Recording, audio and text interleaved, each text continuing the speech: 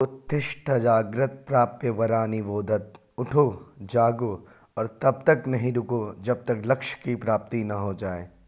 अपने उस लक्ष्य की ओर हमेशा बढ़ते चलो जो आपका सपना है।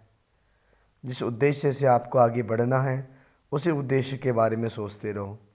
वही आपका परम लक्ष्य, परम कार्य होना चाहिए। उस परम सत्य की ओर बढ़ो जो वास्तव में तुम्हें जानना चाहिए, समझना चाहिए। परम लक्ष्य क्या है? उस जीवन का सार जो वास्तविक सार है। बहुत सारे उन्होंने वाक्य बोले, जिन वाक्यों से, जिन शब्दों के द्वारा हमें समझना चाहिए। वो कहते थे, हर आत्मा ईश्वर से जुड़ी है। करना ये है कि जब उसकी दिव्यता को पहचाने, अपने आप को अंदर या बाहर से सुधार कर, कर्म, पूजा, अंतर्मन या जीवन दर्शन, इनमें से किसी एक या सबसे ऐसा किया जा सकता है और फिर अपने आप को खोल दें। यही भी सभी धर्मों का सार है। पहले हर अच्छी बात का मजाक बनता है, फिर विरोध होता है और फिर उसे स्वीकारा जाता है। सत्य को हजार तरीकों से बताया जा सकता है, फिर भी वह एक सत्य ही होगा। बाहरी स्वभाव केवल अंदरूनी स्वभाव का बड़ा रूप है।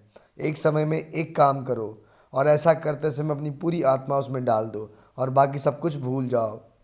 वो कहते थे, चिंतन करो, चिंता नहीं। नए विचारों को जन्म दो। हम जो बोते हैं वो काटते हैं। हम स्वयं अपने भाग्य के निर्माता हैं। एक विचार लें और इसे ही अपनी जिंदगी का एकमात्र विचार बना लें।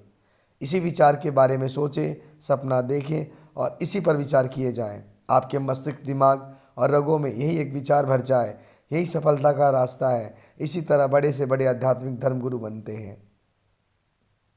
एक अच्छे चरित्र का निर्माण हजारों बार ठोकर खाने के बाद ही होता है। खुद को कमज़ोर समझना सबसे बड़ा पाप है। विश्व एक विशाल व्यायामशाला है जहाँ हम खुद को मजबूत बनाने के लिए आते हैं।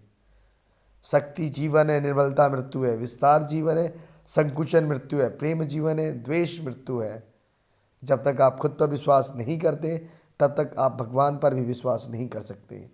जो कुछ भी तुमको कमज़ोर बनाता है, शारीरिक, बौद्धिक या मानसिक, उसे जहर की